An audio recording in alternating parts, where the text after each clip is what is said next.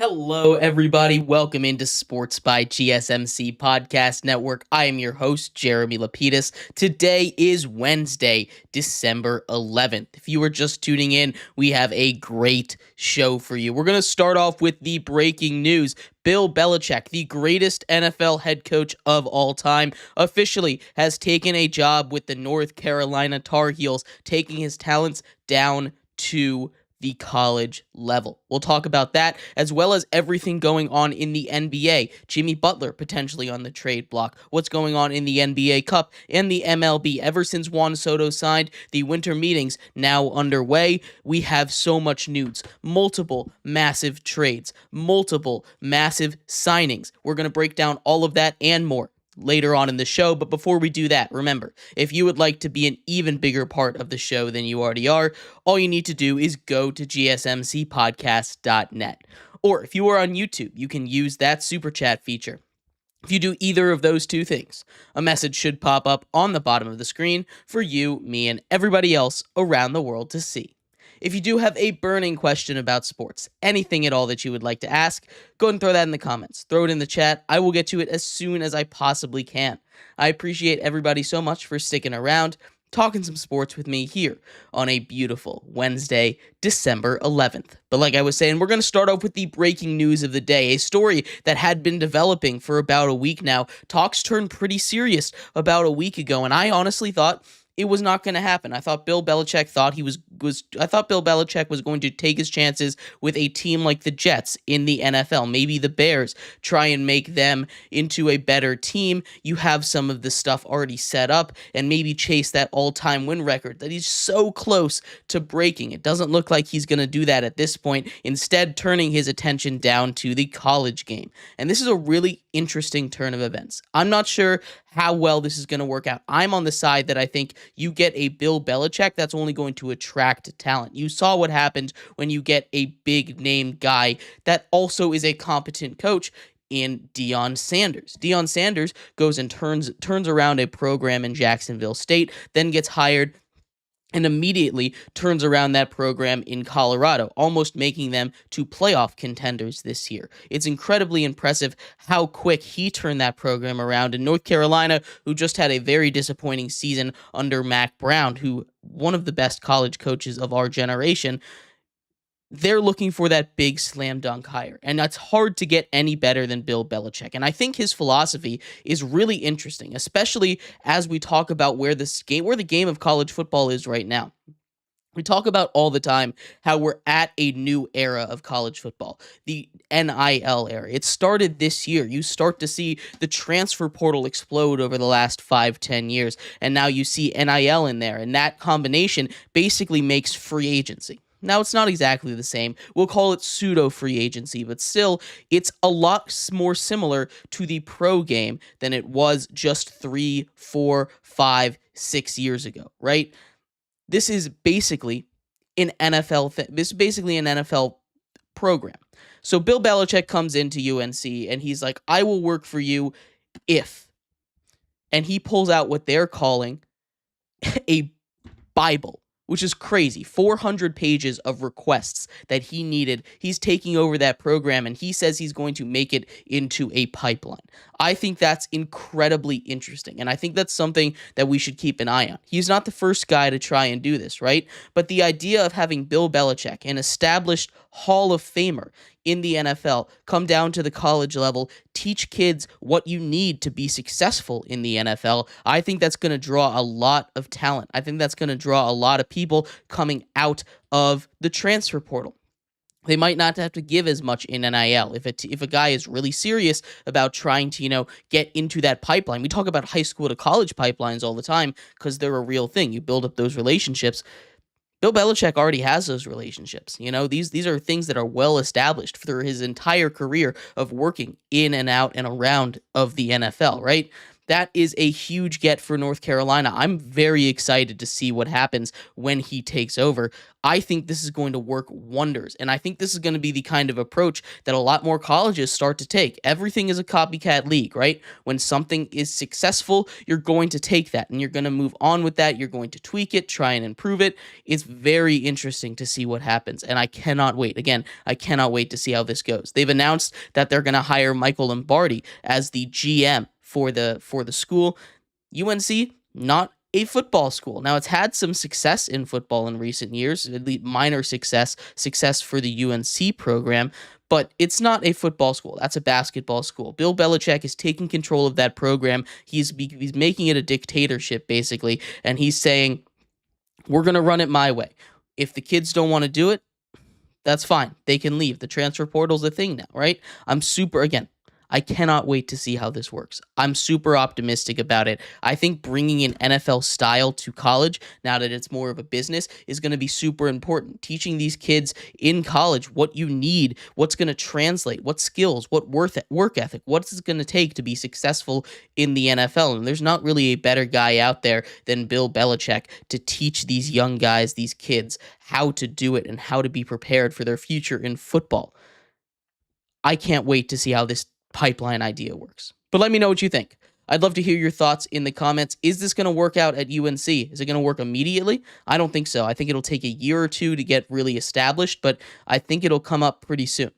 But again, let me know what you think. We're going to take a quick break here. When we come back, we turn our attention over to the world of baseball. Some massive news coming out of there. The Yankees have made a massive signing for a left-handed pitcher. We'll talk about that. We'll talk about the rest of the news coming out of baseball here, coming up next, here on Sports by GSMC Podcast Network.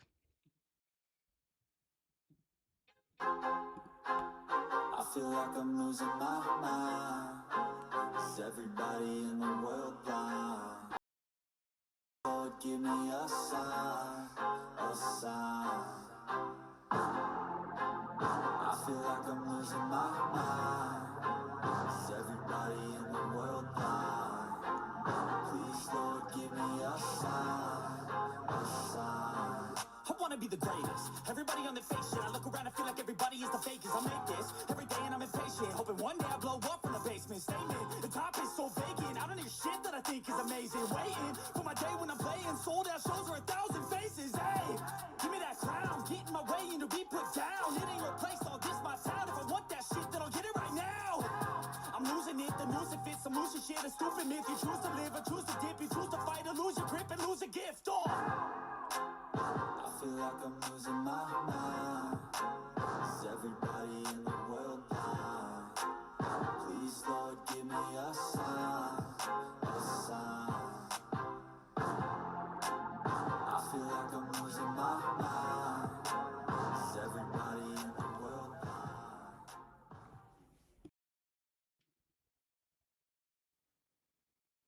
Welcome back to Sports by GSMC Podcast Network. I am your host, Jeremy Lapidus. Today is Wednesday, December 11th. If you are just tuning in, we just finished going over Bill Belichick, the Hall of Fame, future Hall of Fame head coach, the greatest NFL head coach in the history of the sport, is now taking his talents down to Chapel Hill. He is going to be the head coach of the North Carolina Tar Heels. I'm super excited to see how that goes. In this segment, we turn our attention to baseball. America's game is having quite the day, quite the couple of days, quite the week, really. Juan Soto signs on Monday. The winter meetings start yesterday. And in between those 3 days, we have news up and down MLB baseball. We will talk about that in just a second. But before we do, remember, if you would like to be an even bigger part of the show than you already are, all you need to do is go to gsmcpodcast.net. Or if you are on YouTube, you can use that super chat feature. If you do either of those two things, a message should pop up on the bottom of the screen for you, me, and everybody else around the world to see. If you do have a burning question about sports, anything at all that you would like to ask, go and throw that in the comments. Throw it in the chat. I will get to it as soon as I possibly can. I appreciate everybody so much for sticking around, talking some sports with me here on a beautiful Wednesday, December 11th.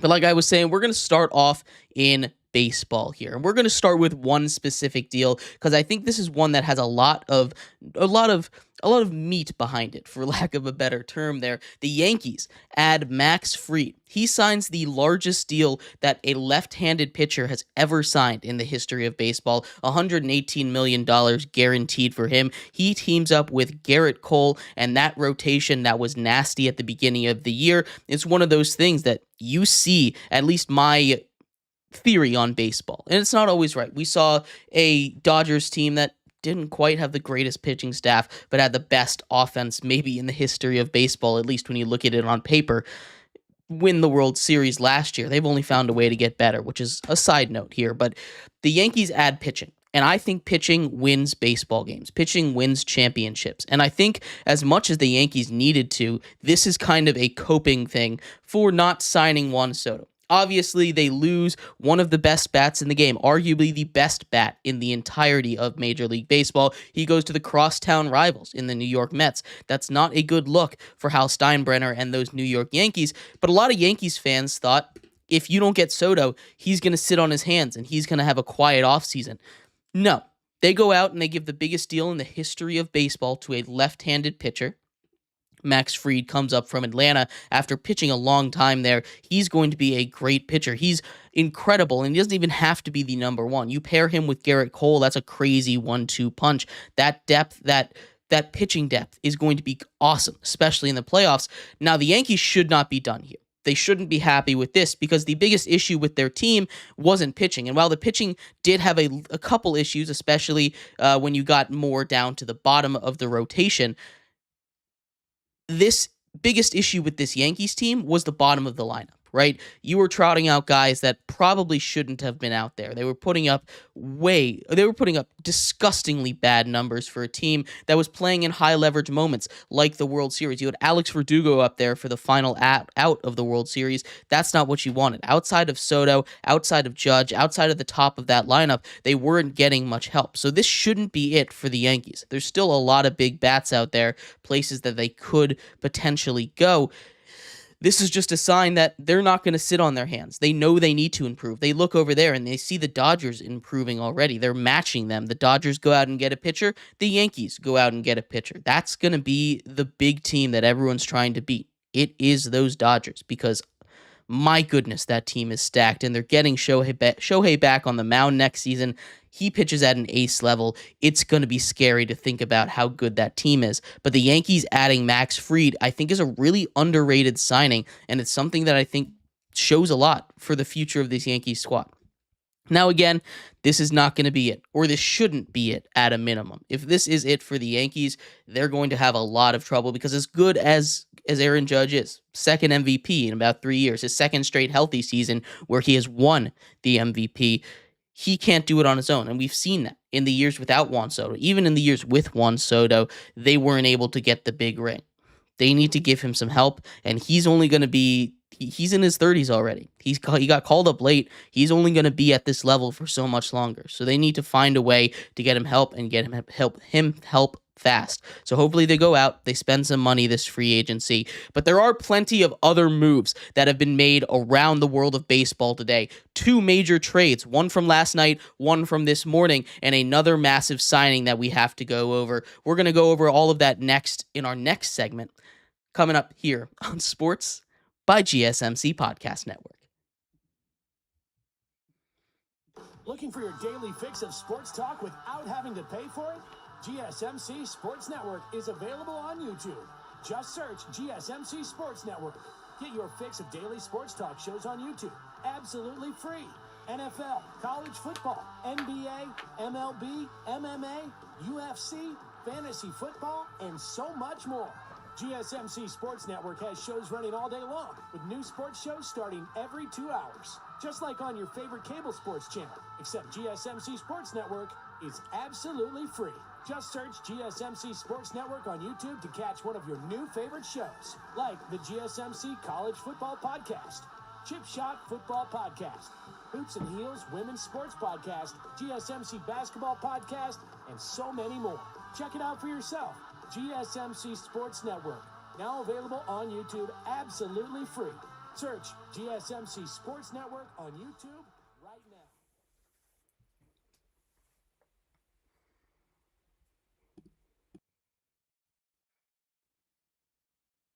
Welcome back to Sports by GSMC Podcast Network. I'm your host, Jeremy Lapidus. Today is Wednesday, December 11th. If you're just tuning in, we just finished going over Max Fried, the biggest signing of the last 24 hours. This one going to the Yankees, $118 million, the biggest deal for a left-handed pitcher in the history of baseball. In this segment, we go over the rest of the deals. There was a massive trade involving the Red Sox. We also have the Blue Jays making yet another trade for a defensive master player. We're also going to go over a couple more signings. The Orioles get a big one. The Giants get a big one. We'll talk about all that and more coming up in just a second. But before we do, remember, if you would like to be an even bigger part of the show than you already are, all you need to do is go to gsmcpodcast.net.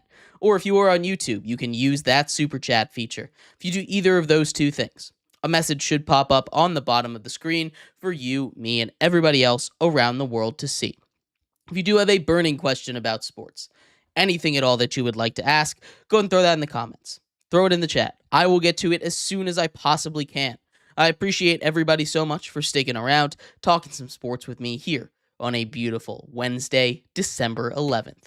But like I was saying, some more baseball news, because there has been so much going on around the world of the MLB. Chaos ensues, and we're going to start off with the biggest trade, maybe the biggest news of the offseason, excluding Juan Soto. Garrett Crochet, White Sox ace pitcher, kind of came out of nowhere, was in the bullpen for a little while, still with 2 years of control on a cheap contract, traded to the Boston Red Sox for 4 highly regarded prospects. And I've seen this come in a couple of different reactions.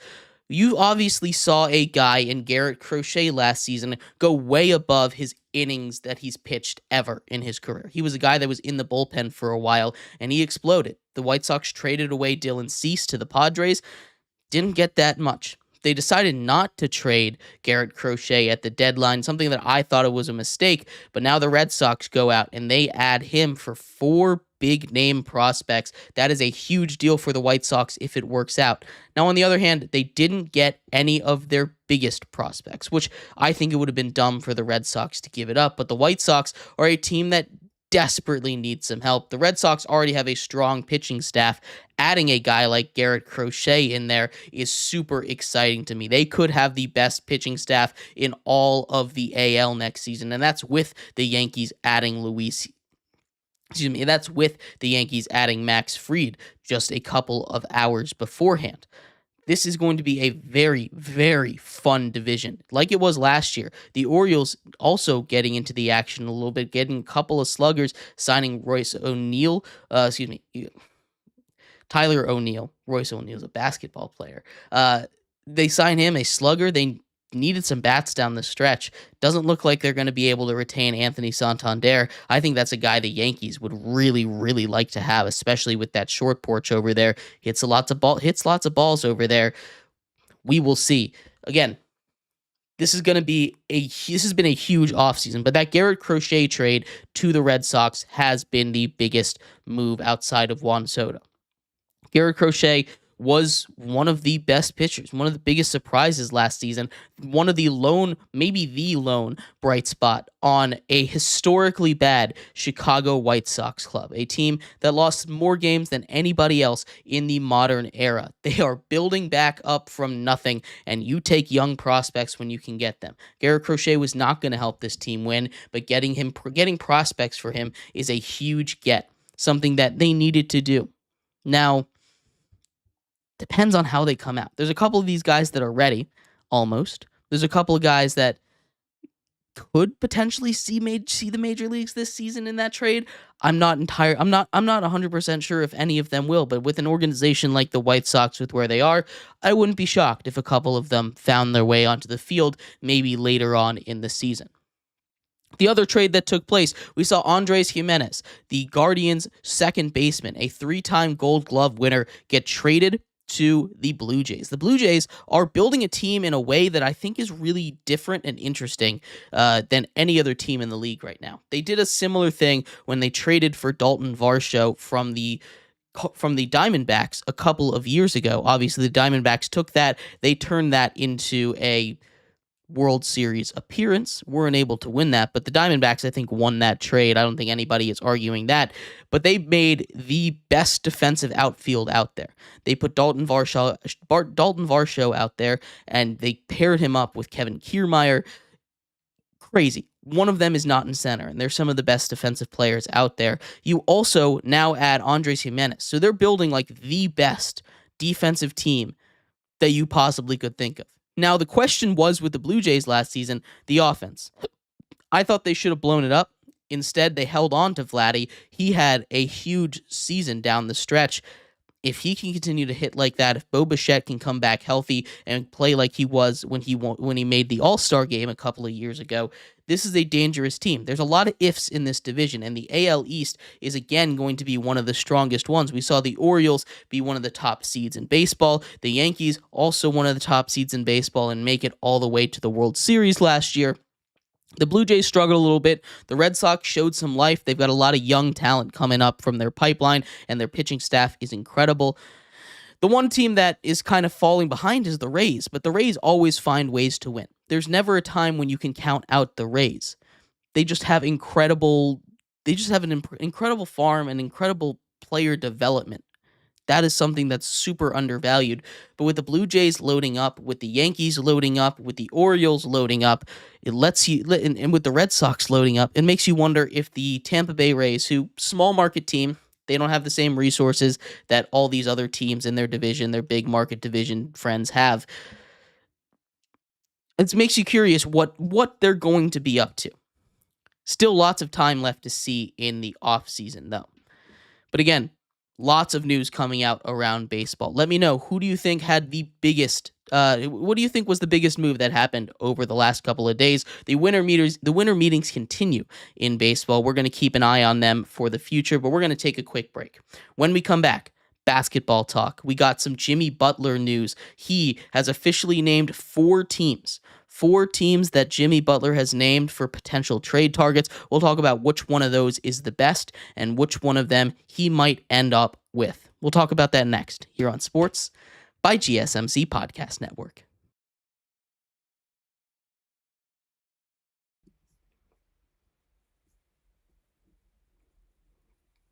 For the best and latest podcasts available anywhere, go to the podcast app on your cell phone and type in GSMC to access free content-rich podcasts on health and wellness, book reviews, sports, entertainment, relationships, social media, movies, technology, finance, and even weird news.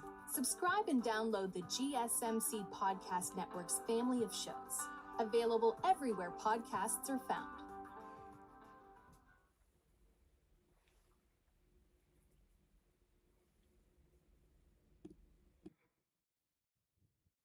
Welcome back to Sports by GSMC Podcast Network. I'm your host, Jeremy Lapidus. Today is Wednesday, December 11th. If you were just tuning in, we just finished going over some MLB news, massive news coming out of the MLB all weekend, or all week really, with the winter meetings officially underway. We're going to talk about some basketball, but before we do, we have a question from Anthony. He asks if Sandy Alcantara is really going to get traded during the winter meetings, what team would be the best fit for the Marlins? I've seen a couple rumors out there for the Washington Nationals. They need a pitcher. I don't know if they're a team that's really going to do it. You're not going to get Garrett Crochet kind of return for Sandy Alcantara. As great as he is, you're not going to get that, especially, as you say, coming off of that Tommy John surgery. There's a lot to look at here. I think you're looking at a contending team that doesn't quite have the pitching. I'm looking, again, maybe the Yankees want to continue to get some pitching. I don't really think that's the best fit for them. The Orioles are a team that I think could be really interesting there. They're a team that desperately needs the pitching. I don't know if they're really going to go and shell out that much for a guy like Corbin Burns to bring him back in. There's a lot out there. I think that's the best one. For Miami, it's just whatever haul you can get back, really. But I think the Orioles are one to keep an eye on for a potential Alcantara trade. But we're going to talk about basketball here in just a second. But before we do, remember, if you would like to be an even bigger part of the show than you already are, all you need to do is go to gsmcpodcast.net. Or if you are on YouTube, you can use that super chat feature. If If you do either of those two things, a message should pop up on the bottom of the screen for you, me, and everybody else around the world to see. If you have a burning question about sports, go ahead and throw it in the comments, throw it in the chat. I will get to it as soon as I possibly can. Anthony asks, again, what about the Dodgers or the Texans, right? Or the Texas Rangers. I think the Dodgers are obviously someone that's always going to be a possibility. Again, I don't know if they're going to really trade for someone. That pitching staff is already so stacked the way it is. I don't know if they're going to give up too many assets. The Rangers is an interesting one. I could see them doing it again, but I could definitely see them doing it more than the Dodgers. I don't know if the Dodgers really are a real possibility, but the Texans, I could definitely, not the Texans, the Rangers, I could definitely see that happening for sure. But we're going to get into some basketball here. We have some interesting news again with some trades coming out of the basketball world. The trade deadline coming up in a little bit. That's them in the NHL. That's the next trade deadline that's coming up pretty soon. We have to talk about a little bit. Jimmy Butler, a guy that has been rumored to be traded for quite a while. All offseason, he was a guy that had his name floating around in the NBA rumor mill. And when there's smoke, there's fire a lot of times in the NBA. We've seen the Heat go a lot of games without him, injury, and I think there's a real chance that he gets traded at the deadline. Jimmy Butler and his agent have come out with a list of 4 teams that he would have liked to go to. Starting off, there's a couple of interesting ones. There's ones that I don't think make very much sense for the team that would be trading, but the Suns, the Mavericks, the Rockets, and the Warriors were the 4 teams that he brought up at the agent brought up for his list. Yes, Anthony, we started off the show with Bill Belichick. It's at the very beginning if you wanted to go back and check that out. But there's a couple of teams that I want to cross off that list, that being the list of 4, the Suns, the Mavs, the Rockets, and the Warriors. I want to cross off the Suns immediately. They're getting X'd out right away. The Suns already have a bloated cap situation. They have KD, they have Beal, they have Booker. And as great as it would be to build a fantasy team from 2015 with adding Jimmy Butler to it, it's just not going to work out money-wise. They would have to find creative ways to stay under the cap. They're already dealing with that second apron nearly. They found a way to build solid depth, but you see how they are without KD already. And sure, you want to add a guy like Jimmy Butler to have, some help with that, but I just don't see the Suns having the flexibility to make a trade for Jimmy Butler. Anthony asks, are there any young players worth Miami trading Jimmy Butler for that could replace him at the shooting guard? Yeah, there's plenty, right? But you have to work with that list. If you're looking for young guys, you're probably looking more towards the Rockets or potentially the Warriors, which I think are the most likely teams. The Rockets are a team that stands out to me. They have plenty of young guards on that roster, right? They're incredibly deep, but I don't know if the Rockets really want to give up that young core that they've started to build for a guy like Jimmy Butler that, granted, is amazing right now, but he doesn't really fit that Rockets timeline. As much as the Rockets team has improved, and they've improved drastically, I'm not sure we're looking at, them letting go of a guy like a Jalen Green, someone they want to build around. I just don't see anybody. Maybe the Warriors. I could see them getting rid of some of that depth. They're running a super deep roster. If you're looking for a 2-guard to just one replace Jimmy Butler, I think it's going to come from the Warriors. And I think the Rockets and the Warriors are the teams that, when I look at this on paper, make the most sense for the trade. Now, you're going to have to do things to make the salary match, but those 2 teams stand out to me. Now, the Mavericks are an interesting one. I do want to talk about the Mavericks a little bit, though. The Mavericks are that last team on the list, and they've built a solid core of a timeline that kind of fits with Jimmy Butler's right now. A win now mode that you don't want to give up your future for because they're already well into it, right? You have Klay Thompson, similar timeline to Jimmy Butler. Kyrie Irving, similar timeline to Jimmy Butler. And Luka's going to be there for a lot longer, but that's just, when you're building your big 3, you add Jimmy Butler into that. I think the Dallas Mavericks might be the best fit for him. I know it's not necessarily the most pretty fit schematically wise. Jimmy Butler is a guy that wants the ball in his hands a bit, and you already have a couple of those guys in Luka and Kyrie, and too many cooks in the kitchen definitely is a bad thing. Not to say that Jimmy Butler can't play without the ball, but when he takes over a game in the playoffs, like the Heat really need him to do, and as he has been able to do over the last couple of seasons, when he was really trying, it just doesn't seem to fit schematically for it. I don't think there really is a team that Jimmy Butler really fits great on this list. But if there was one, I think the Mavericks are the team that I'm looking at and saying they could get it done. I'm definitely crossing out the Suns, but the other three I think could definitely, and that's something to keep your eye on as we get closer and closer to the NBA trade deadline.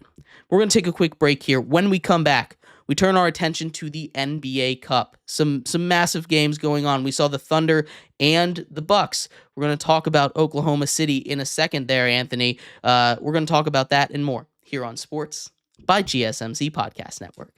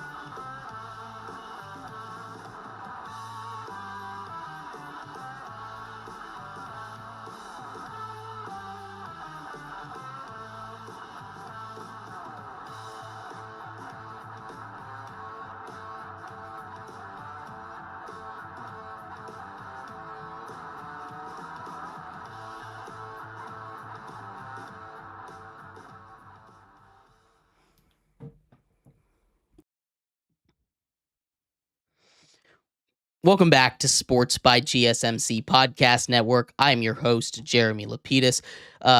If you're just tuning in, we just finished talking about Jimmy Butler. I will answer one quick question before we finish off that topic from Anthony. Oklahoma City, that's a team that could absolutely give you the guys that you're looking for, right? The one thing is, not on his list. Now, in a fantasy world where it is on his list, I think that's an interesting move because the Thunder are a team that has all the assets, right? When we were talking about a potential Giannis trade earlier on in the year, right? They were the team that stuck out to me as the only ones in the entire league that could even potentially add the value for it. But if I'm the Thunder, I'm looking for a guy that is going to propel me to another level. And this is a Thunder team that's arguably the best team in the league anyway. But they need a guy that's going to be a superstar. They have the assets to go out and get a superstar, and if I'm the Thunder, those are the only guys I'm trading for. As good as Jimmy Butler is, I don't think he changes that team enough to really justify giving up all the assets that it would require if I'm the Thunder and building around that young core. But we're going to talk about some other stuff in the NBA here in this segment, get into some NBA Cup. But before we do that, remember, if you would like to be an even bigger part of the show than you already are, all you need to do is go to gsmcpodcast.net. Or if you are on YouTube, you can use that super chat feature. If you do either of those two things, a message should pop up on the bottom of the screen for you, me, and everybody else around the world to see. If you do have a burning question about sports, anything at all that you would like to ask, go ahead and throw that in the comments. Throw it in the chat. I will get to it as soon as I possibly can. I appreciate everybody so much for sticking around, talking some sports with me here on a beautiful Wednesday, December 11th.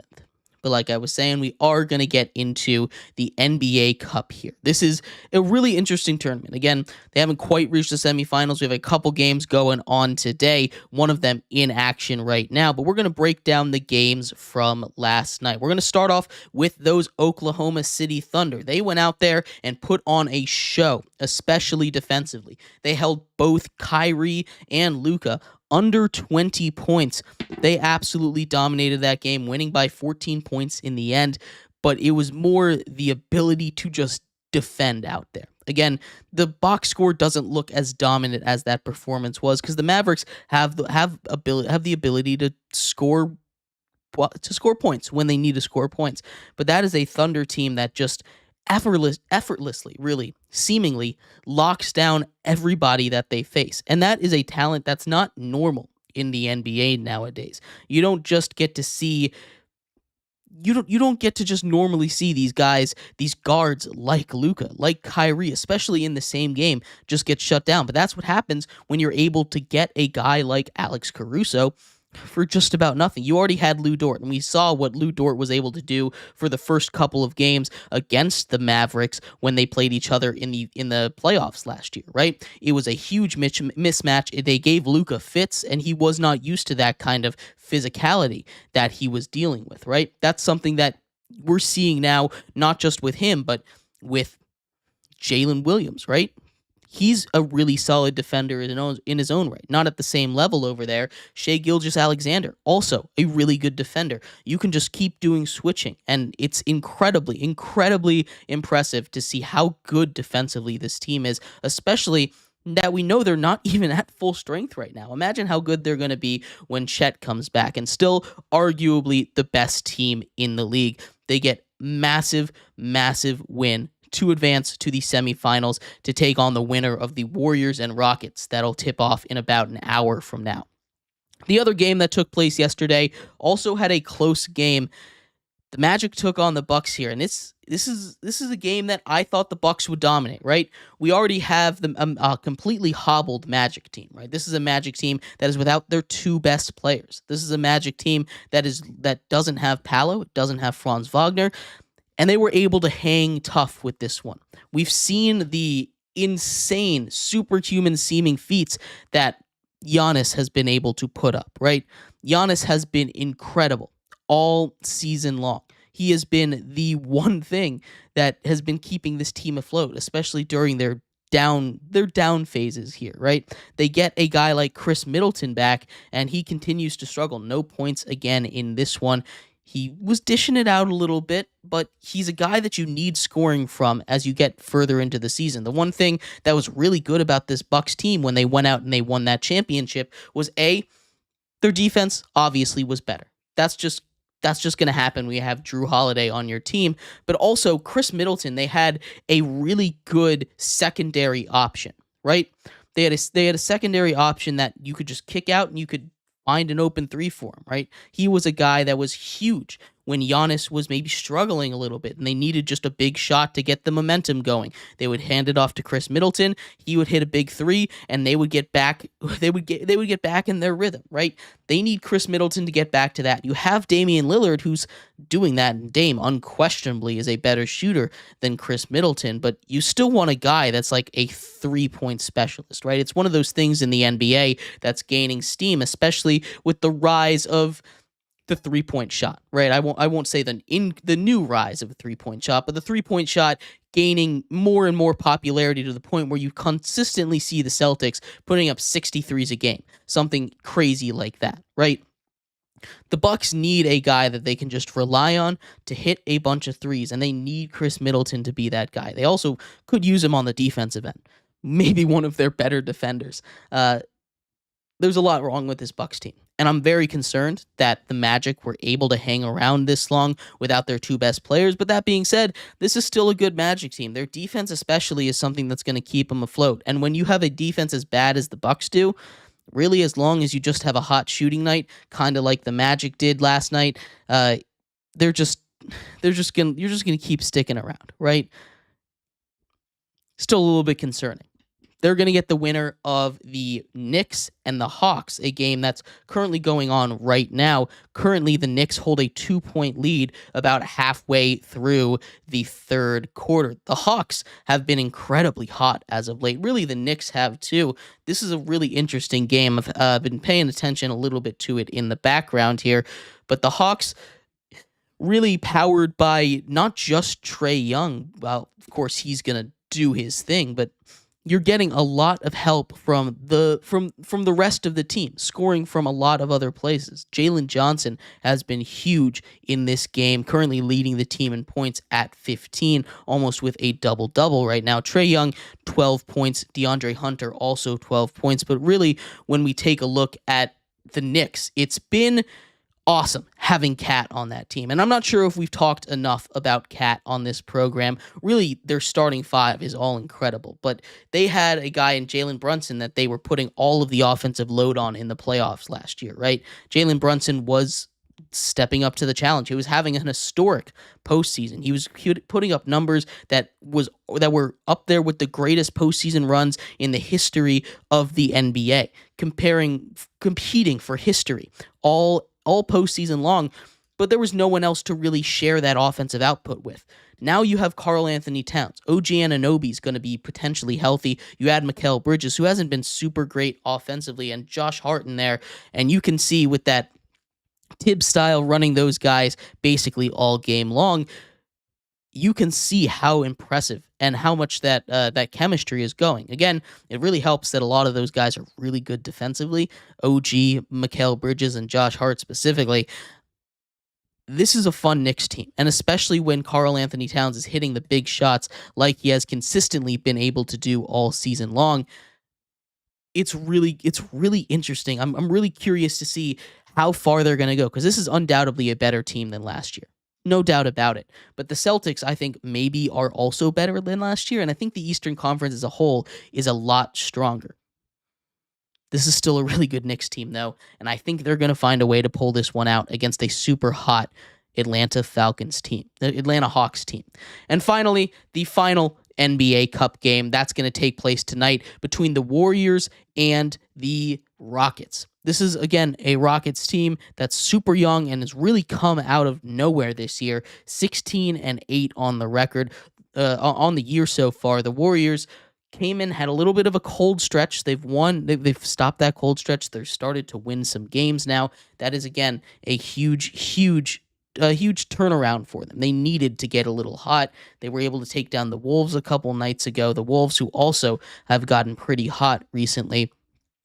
This is going to be a massive game for not just the NBA Cup, obviously, but also as we take a look towards the standings in the Western Conference. These two are near the top in an incredibly competitive Western Conference. It's going to be cool to see if that Rockets team, led by their young guys, is able to take care of a Golden State Warriors team that still is finding ways to win. Again, I can't believe this Golden State team is as good as they are right now, especially with how old Curry is right now and Draymond having a resurgence.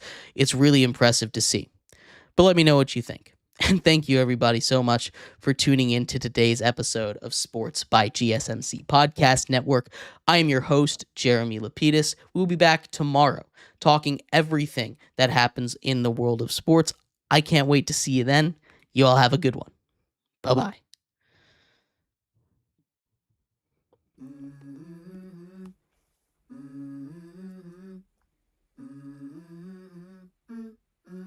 Let's go. I wake up to a little bit of drool on my pillow, feel like it's gonna be a bad day.